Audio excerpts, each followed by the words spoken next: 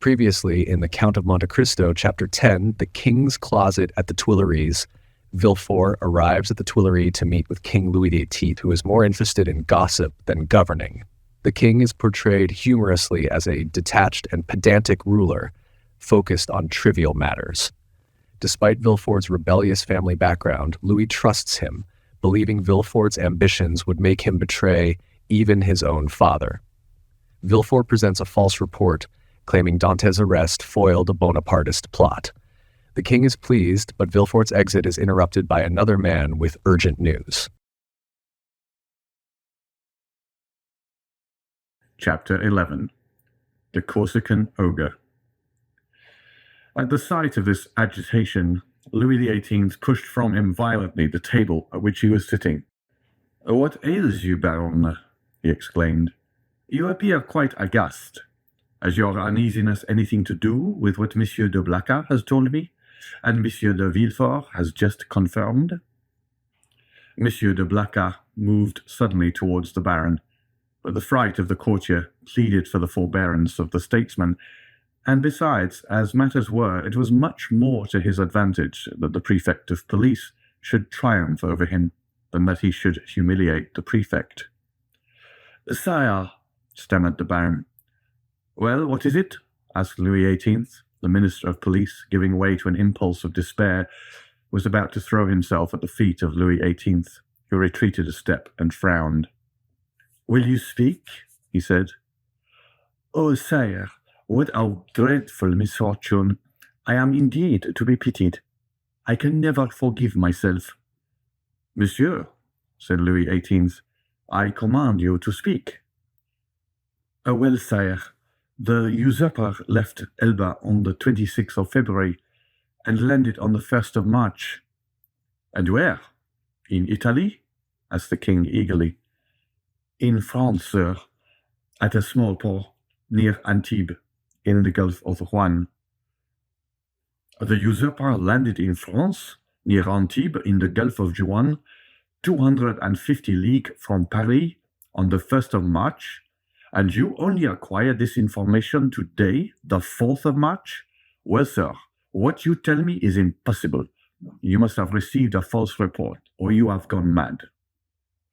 "Alas, sire, it is but too true." Louis made a gesture of indescribable anger and alarm, and then drew himself up as if this sudden blow had struck him at the same moment in heart and countenance. "In France!" he cried. "The usurper in France? Then they did not watch over this man. Who knows, they were perhaps in league with him." "Oh, sire!" exclaimed the Duc de Blacas. "Monsieur d'Andre is not a man to be accused of treason. Sire, we have all been blind, and the Minister of Police has shared the general blindness, that is all." "But," said Villefort, and then suddenly checking himself, he was silent. Then he continued, "Your pardon, sire," he said, bowing. "My zeal carried me away. Will your majesty deign to excuse me?" "Speak, sir, speak boldly," replied Louis. "You alone forewarned us of the evil. Now try and aid us with the remedy." "Sire," said Villefort, "the usurper is detested in the south, and it seems to me that if he ventured into the south, it would be easy to raise Languedoc and Provence against him." "Yes, assuredly," replied the minister, "but he is advancing by Gap and Sisteron." "Advancing? He is advancing?" said Louis XVIII. "Is he then advancing on Paris?" The minister of police maintained a silence which was equivalent to a complete avowal. "And Dauphine, sir?" inquired the king of Villefort. "Do you think it possible to rouse that as well as Provence?" "Sire, I am sorry to tell your majesty a cruel fact, but the feeling in Dauphine is quite the reverse of that in Provence or Languedoc. The mountaineers are Bonapartists, sire." "Then," murmured Louis, "he was well informed. And how many men had he with him?" "I do not know, sire," answered the minister of police. "What? You do not know? Have you neglected to obtain information on that point? Of course it is of no consequence, he added with a withering smile. Sire, it was impossible to learn. The dispatch simply stated the fact of the landing and the route taken by the usurper. And how did this dispatch reach you? Inquired the king. The minister bowed his head, and while a deep colour overspread his cheeks, he stammered out, By the telegraph, sire. Louis XVIII advanced a step and folded his arms over his chest, as Napoleon would have done. So then, he exclaimed, turning pale with anger, 7 conjoined and allied armies overthrow that man. A miracle of heaven replaced me on the throne of my fathers after 25 years of exile. I have, during those 25 years, spared no pains to understand the people of France and the interests which were confided to me. And now, when I see the fruition of my wishes almost within reach, the power I hold in my hands bursts and shatters me to atoms. Sire, it is a fatality, murmured the minister, feeling that the pressure of circumstances, however light a thing to destiny, was too much for any human strength to endure. What our enemies say of us is then true. We have learnt nothing, forgotten nothing. If I were betrayed as he was, I would console myself, but to be in the midst of persons elevated by myself to places of honour, who ought to watch over me more carefully than over themselves, for my fortune is theirs, before me they were nothing. After me, they will be nothing, and perish miserably from incapacity, ineptitude. Oh, yes, sir, you are right. It is fatality. The minister quailed before this outburst of sarcasm. Monsieur de Blacas wiped the moisture from his brow. Villefort smiled within himself, for he felt his increased importance. To fall, continued King Louis, who at the first glance had sounded the abyss on which the monarchy hung suspended. To fall, and learn of that fall by my telegraph? Oh, I would rather mount the scaffold of my brother, Louis XVI, than thus descend the staircase at the Tuileries, driven away by ridicule. Ridicule, sir! Why, you know not its power in France, and yet you ought to know it. Sire, murmured the minister, for pity's approach, Monsieur de Villefort, resumed the king, addressing the young man, who, motionless and breathless, was listening to a conversation on which depended the destiny of a kingdom. Approach, and tell monsieur that it is possible to know beforehand all that he has not known.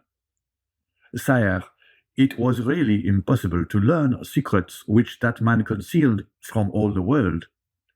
Really impossible? Yes, that is a great word, sir. Unfortunately, there are great words as there are great men. I have measured them. Really impossible for a minister who has an office, agents, spies, and 1,500,000 francs for Secret Service money to know what is going on at 60 leagues from the coast of France? Well then, see, here is a gentleman who had none of these resources at his disposal. A gentleman, only a simple magistrate, who learned more than you with all your police, and who would have saved my crown if, like you, he had the power of directing a telegraph. The look of the Minister of Police was turned with concentrated spite on Villefort, who bent his head in modest triumph. I do not mean that for you, Blacas, continued Louis XVIII, for if you have discovered nothing, at least you have had the good sense to persevere in your suspicions. Any other than yourself would have considered the disclosure of Monsieur de Villefort insignificant, or else dictated by venal ambition. These words were an allusion to the sentiments which the Minister of Police had uttered with so much confidence an hour before. Villefort understood the king's intent. Any other person would perhaps have been overcome by such an intoxicating draught of praise, but he feared to make for himself a mortal enemy of the police minister. although he saw that Dondre was irrevocably lost. In fact, the minister, who in the plenitude of his power had been unable to unearth Napoleon's secret, might in despair at his own downfall interrogate Dante, and so lay bare the motives of Villefort's plot. Realizing this, Villefort came to the rescue of the crestfallen minister, instead of aiding to crush him. "Sire," said Villefort, "the suddenness of this event must prove to your majesty that the issue is in the hands of Providence. What your majesty is pleased to attribute to me as profound perspicacity is simply owing to chance, and I have profited by that chance like a good and devoted servant. That's all. Do not attribute to me more than I deserve, sire, that your majesty may never have occasion to recall the first opinion you are pleased to form of me." The Minister of Police thanked the young man by an eloquent look, and Villefort understood that he had succeeded in his design. That is to say, that without forfeiting the gratitude of the king, he had made a friend of one on whom, in case of necessity, he might rely. "It is well," resumed the king. "And now, gentlemen," he continued, turning towards Monsieur de Blacas and the Minister of Police, "I have no further occasion for you, and you may retire. What now remains to do is in the department of the Minister of War." "Fortunately, sire," said Monsieur de Blacas, "we can rely on the army.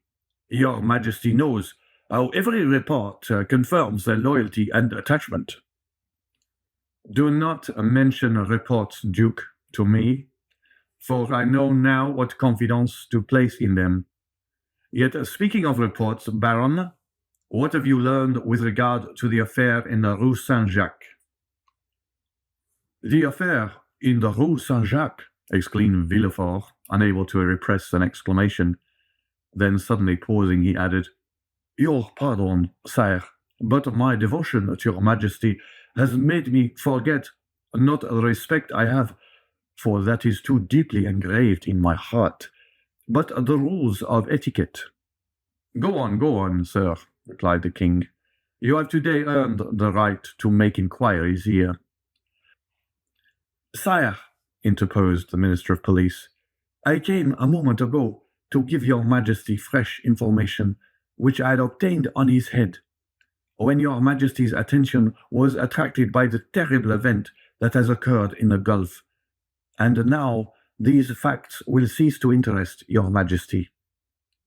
"On the contrary, sir, on the contrary," said Louis XVIII. "This affair seems to me to have a decided connection with that which occupies our attention, and the death of General Quesnel will perhaps put us on the direct track of a great internal conspiracy." At the name of General Quesnel, Villefort trembled. "Everything points to the conclusion, sire," said the Minister of Police, "that death was not the result of suicide, as we first believed, but of assassination. General Quesnel, it appears, had just left a Bonapartist club when he disappeared. An unknown person had been with him that morning and made an appointment with him in the Rue Saint-Jacques. Unfortunately, the general's valet, who was dressing his hair at the moment when the stranger entered, heard the street mentioned, but did not catch the number."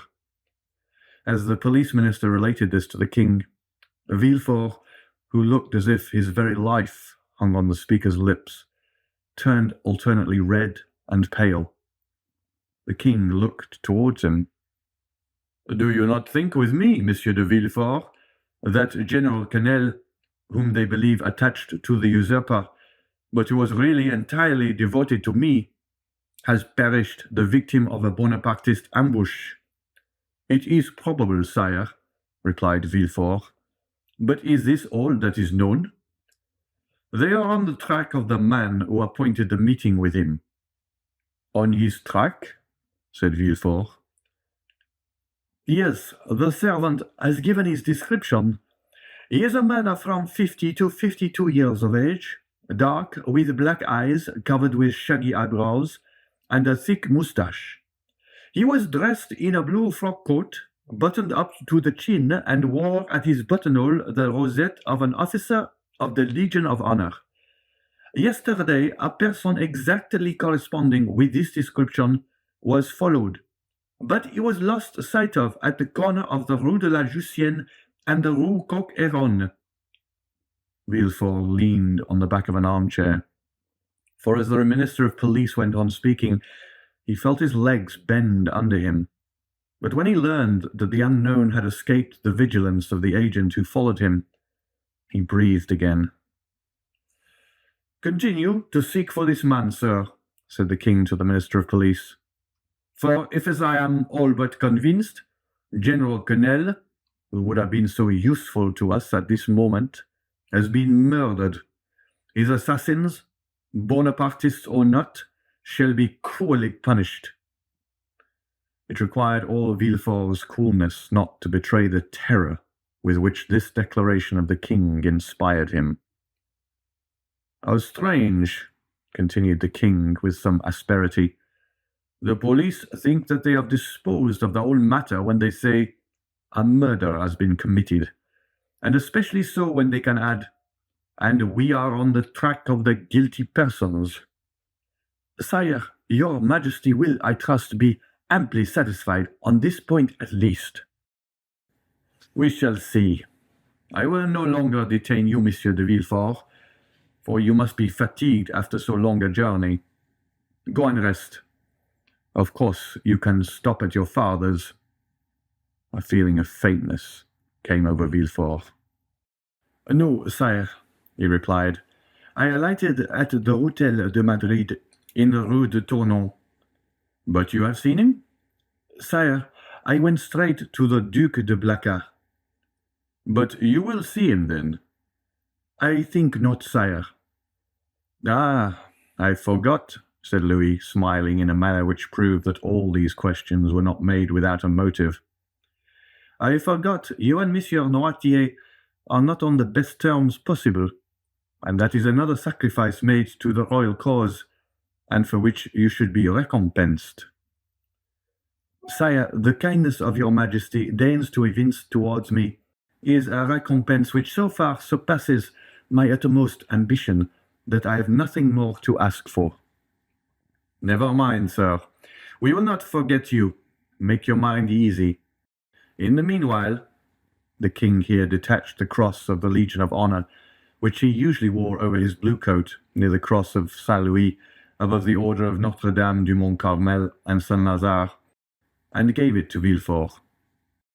"In the meanwhile, take this cross." "Sire," said Villefort, "your Majesty mistakes. This is an officer's cross." "Ma foi," said Louis XVIII, "take it, such as it is, for I have not the time to procure you another.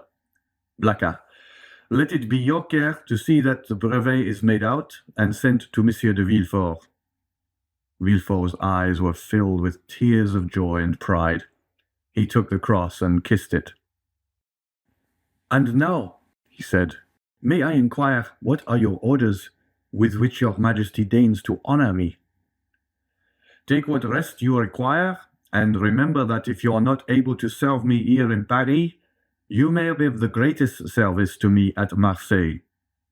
"Sire," replied Villefort, bowing, "in an hour I shall have quitted Paris." "Go, sir," said the king. "And should I forget you? Kings' memories are short. Do not be afraid to bring yourself to my recollection.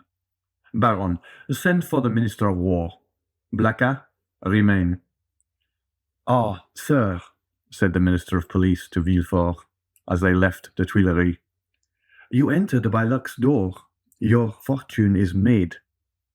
"Will it be long first?" muttered Villefort, saluting the minister whose career was ended, and looking about him for a hackney coach. One passed at the moment which he hailed.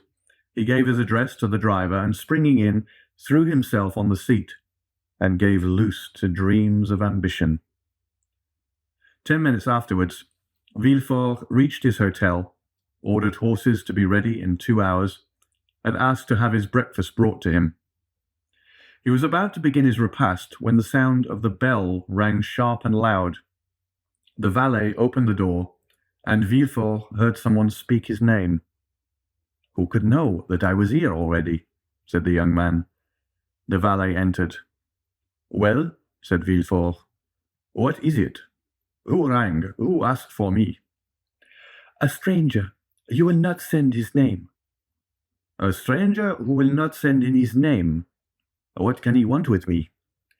"He wishes to speak to you." "To me?" "Yes." "Did he mention my name?" "Yes."